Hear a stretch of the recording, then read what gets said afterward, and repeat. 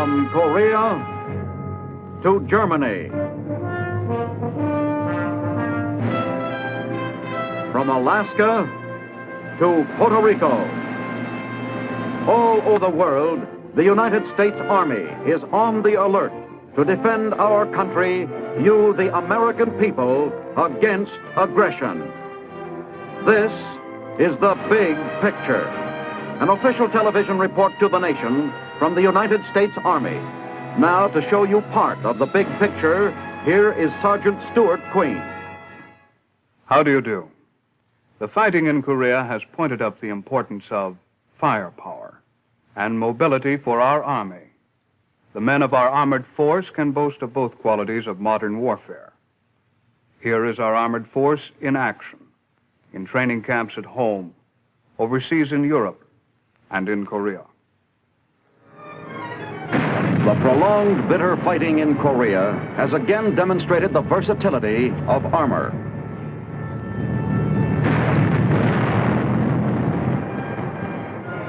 Working side by side with the rifleman, the soldier in the tank has written a new chapter in the history of warfare. The irregular valleys and jagged hills of Korea were once considered impossible tank country. Nonetheless, the tankers found new ways to use their land destroyers and remain in the fight throughout the campaign.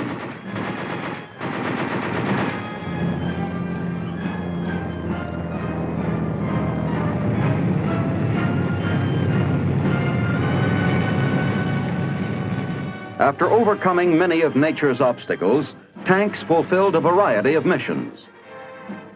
They were the short, hard punch of limited infantry attacks, destroying enemy machine guns and blasting enemy bunkers, which held up the advance of the UN foot soldier.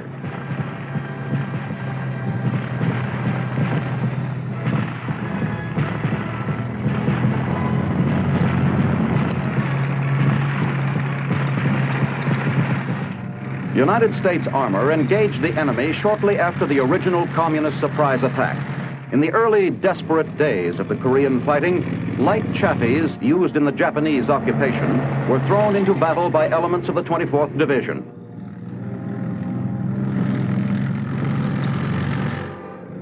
Tank-supported infantry defended the historic Pusan perimeter, a thin line around our last toehold in Korea.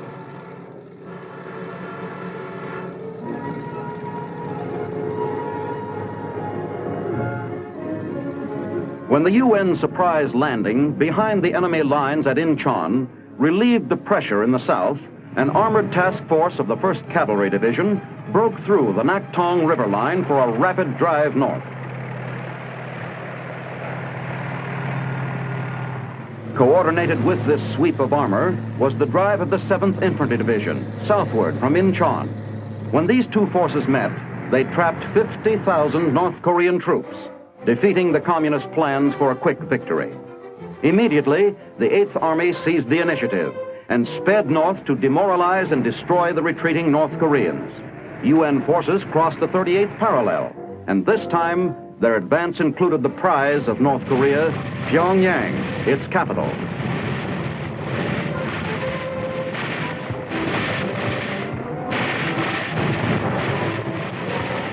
Even while American tankers were fighting their way into Pyongyang, Red forces retreating to Manchuria were being cut off 38 miles north of the town by paratroopers of the 187th Airborne Regiment.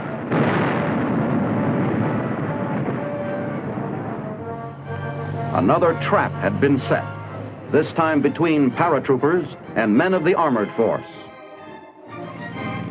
When tanker and paratrooper met, they had wiped out organized enemy resistance in Korea.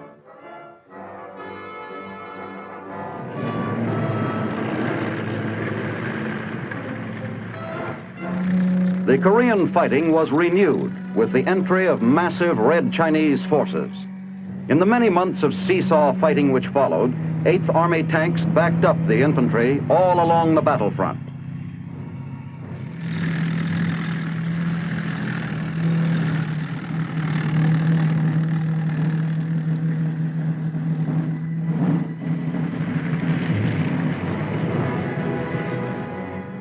Sherman and Patton tanks figured prominently in halting the Chinese attack and in the counterdrive that led to the recapture of Seoul.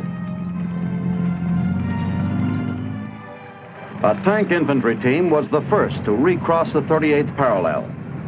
The soldier in the tank and the soldier with the rifle combined teamwork and team spirit, living up to the rich traditions of cavalry and infantry.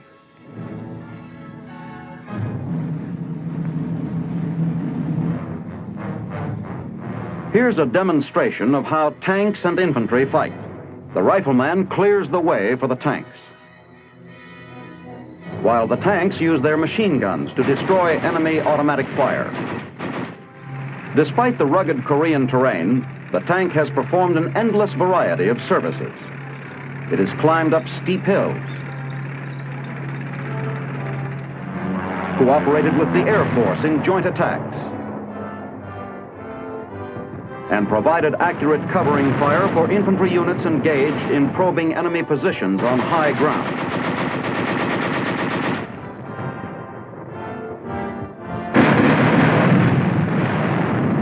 Where necessary, it has acted as a long-range gun, along with howitzers and mortars, to pound fortified hill positions. Modified, it has even built roads.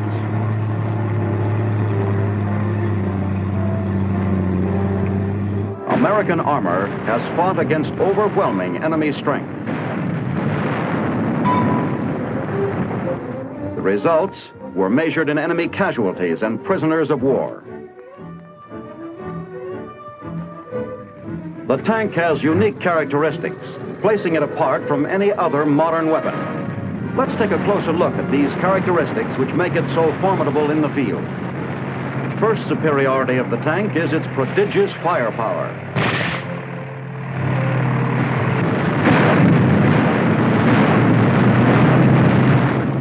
Second, its mobility, that is, speed and capacity to maneuver.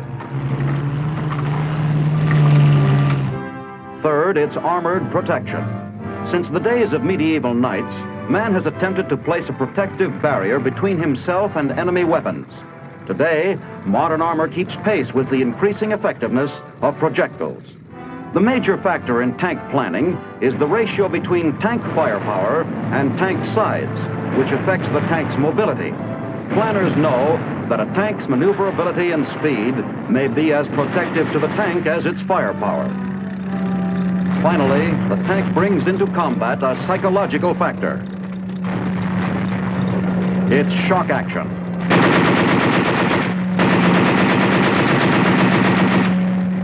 This combination of elements put to work in support of the infantry multiply the range and effectiveness of the foot soldier, who in turn lends his nimbleness and broader field of vision to the tank crew. The rifleman can direct tank fire by smoke fire of his own, which calls the target to the tank's attention,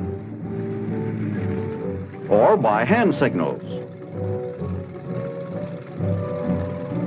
or radio telephone. He can set off a prearranged flare signal.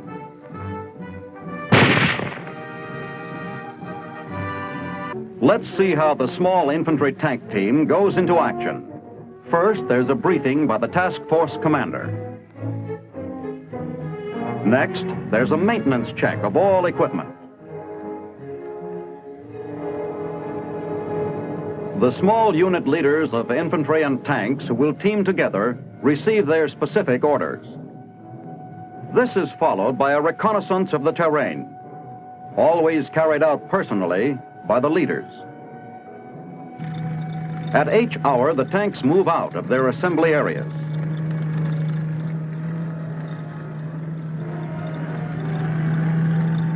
They reach their attack positions as the riflemen advance across the line of departure. On command, the tanks support the infantry with heavy overfire.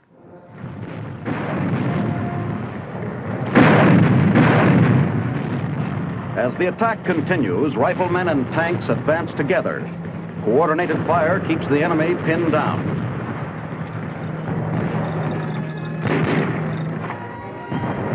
Many factors determine who leads the advance, tanks or infantry.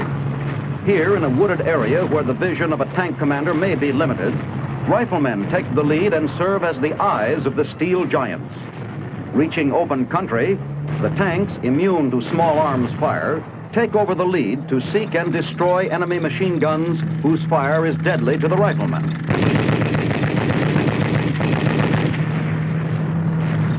Close teamwork is the key to success. Here, an enemy anti-tank gunner is nailed by heads-up action on the part of a rifleman. Approaching the enemy trenches, heavy automatic fire forces the rifleman to take cover, but the protected tanks roll through the fire and over the enemy positions, enabling final mop-up action by the rifleman.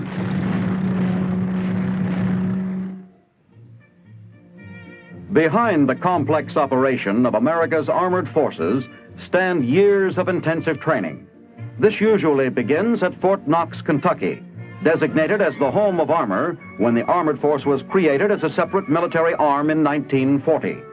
Here, tank officers and crewmen receive basic instruction in tank weapons and communications, and also in automotive principles, until they know their way around a tank, inside as well as out. Each tanker learns not only his own job, but what the man next to him and all other crew members will be doing.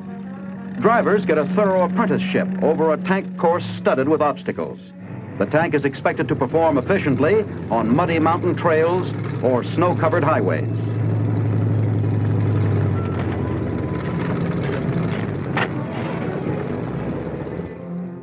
Time trials add an extra element of pressure. Time spices the competition in training, but is vital in combat.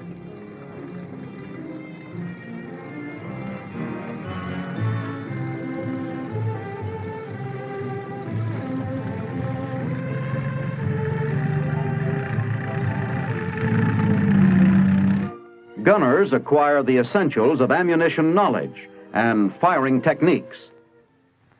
All right, let's get started. Here are the four main types of ammunition you'll be dealing with. The name of each one tells its own story.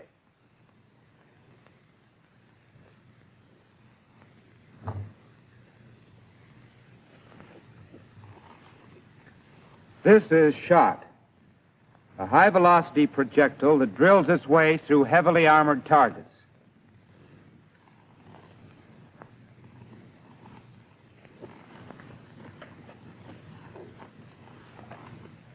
This is hypershot. It has a terrific muzzle velocity. You probably fired it in basic, so you know how fast it gets out there. Both shot and hypershot can punch holes in heavily armored targets like tanks, pillboxes, and fortifications. Both projectiles have a tracer element in the base. When you fire them, you can see a reddish glow marking the shot.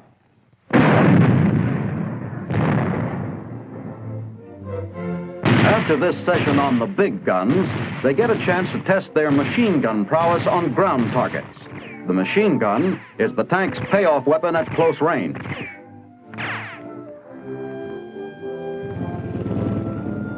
As the members of the tank crew begin to function as a unit, they are drilled in such coordinated operations as the capture and search of prisoners, an important factor in assembling of military intelligence. For tank leaders who must meet particularly high standards of alertness and resourcefulness, there is a rigorous special test. Advanced tank training at the division level is carried on both at Fort Knox and at other bases scattered around the country. The 7th Armored Division, for example, was training in the fall of 1952 at Camp Roberts in the west central section of California.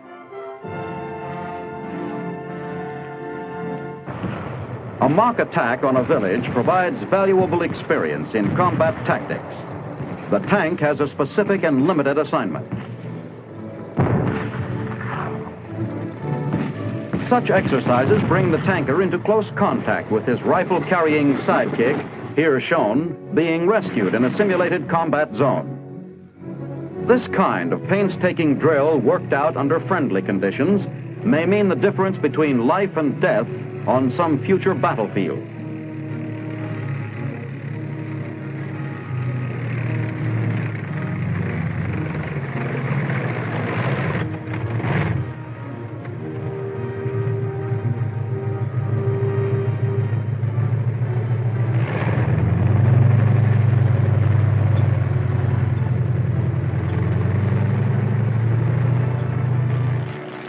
Farther south in California, at Camp Irwin, large units undergo training in advanced tank maneuvers. These include training in tank movements, counterattacks, and delaying actions.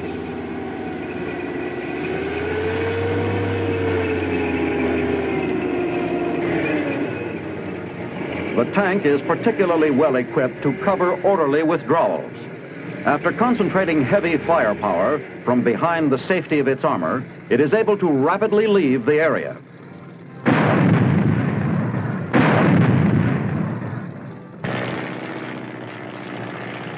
Various formations are practiced and repeated in pursuit of the letter-perfect coordination that must be achieved for combat effectiveness.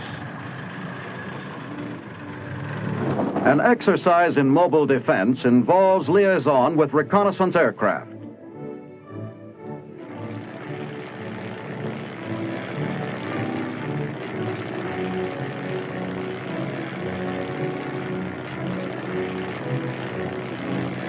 Oscar 6, this is EZ7. Enemy column, near coordinates 267 515. Heading south on road. About 15 tanks, plus 5 infantry carriers. Also nearly a company of dismounted infantry, with about 15 tanks.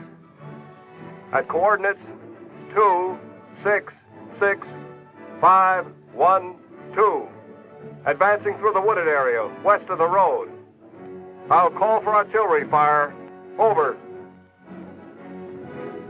Roger, out. The fine points of tank infantry coordination are practiced until they become a matter of instinct. Here, riflemen wait for tank flamethrowers to burn out enemy pillboxes, after which the foot soldiers can resume their advance.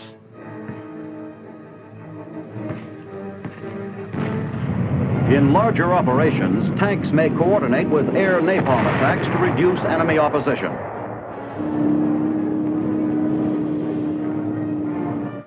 Here is the climax of training in night vision and night maneuvers.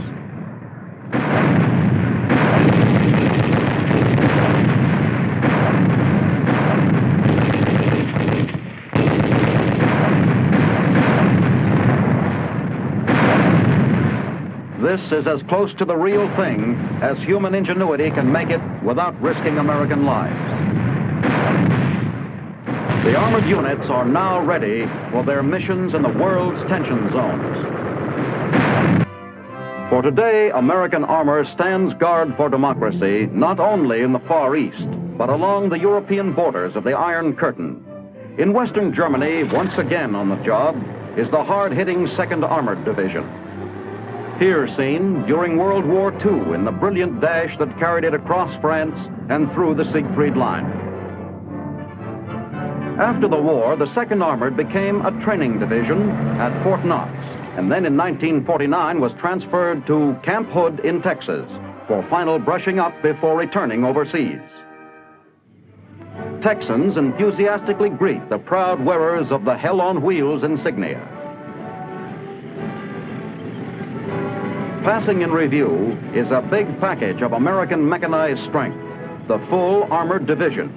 Its massive tank power is backed up by mobile infantry, artillery, engineers, and other supporting elements. At Camp Hood, the men of the 2nd Armored had a spell of routine camp existence. Daily maneuvers brought their battlefield skills to a final peak. But before many months, there was another mammoth parade, this time in Farewell to the States. First step in the 5,000-mile trek to Germany was a train ride to the port of Houston. Finally, there came the inevitable farewells.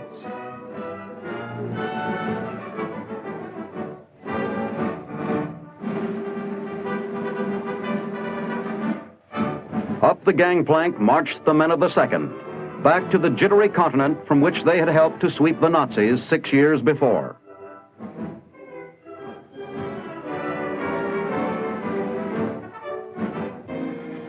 After a friendly welcome on their arrival at Bremerhaven, Germany, they continued on to their assigned base at Baumholder near Mannheim.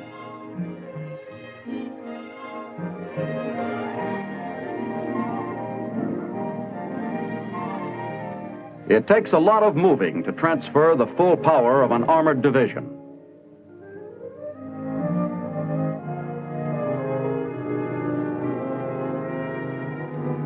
But it didn't take long for the men of the 2nd to set up in business again.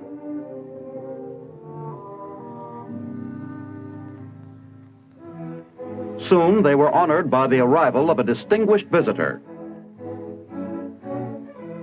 And then another. The 2nd Armored, guarding the gateway to Western Europe, is constantly engaged in maneuvers, testing the latest developments in equipment and operational techniques. Here they try out the effectiveness of newly landed M47 Patton tanks in crossing blown tank tracks.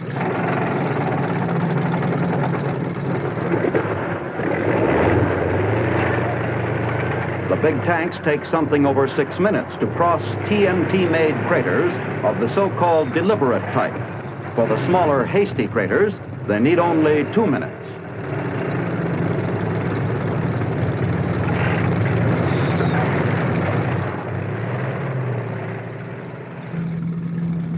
A leapfrog advance is practiced by 2 tank teams. First, Team 1 moves forward under covering fire from Team 2. When the first team has captured high ground, it swings its guns around to protect Team 2, and the covering process is reversed. Here, Team 1, having seized the protective position, signals to Team 2 that they can come forward. Besides its own maneuvers, the 2nd Armored plays an important part in joint Allied exercises. Its armored weight, a quiet warning to the Kremlin that democracy will brook no aggression in Western Europe.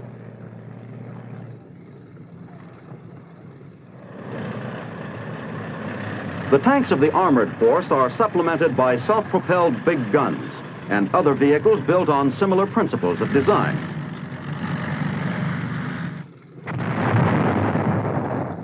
Included in this group are amphibious personnel carriers and tracked motor carriages which may mount machine guns or anti-aircraft guns.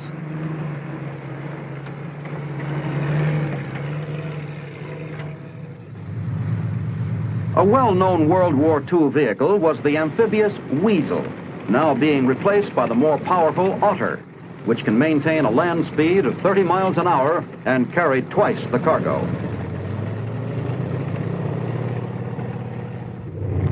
But the heart of the armored force is still the tank.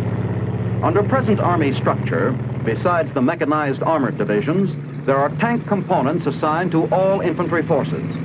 1 tank battalion per division, and a tank company for every infantry regiment. The division normally has 9 light tanks and 140 mediums. These tank models are being constantly improved by the Army's Ordnance Corps. Latest entry in the lightweight class is the 26-ton Walker Bulldog. Replacing the Chaffee used early in Korea, the Walker can speed 40 miles an hour and climb a 60% slope. In the medium class, America now has the Patton 48, first completely new medium model designed and built since the end of the war.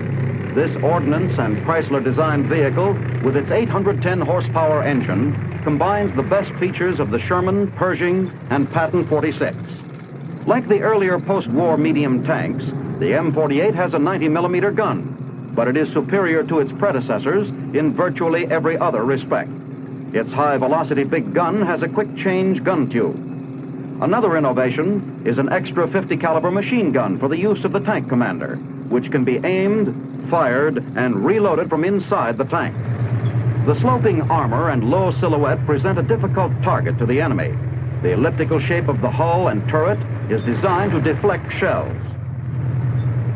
A redesigned interior provides more fighting room, better vision, and a reduced crew of 4 men. With its wider and more powerful treads, the Patton 48 can roar up swiftly from a deep ditch.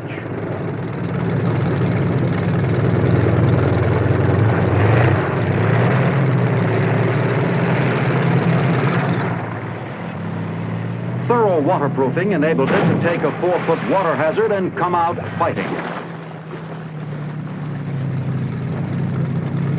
But even with these formidable new weapons, the Army does not rest on its laurels. It keeps pace with the latest scientific developments in the laboratories of the government and of private industry through its design service, Army Ordnance. Always the search goes forward for better metals, more ingenious combinations of firepower, mobility, and protection. For as long as the threat of aggression persists in the world, the armored force, triumphant in Europe, doubly tested in the hills of Korea, stands ready in defense of liberty.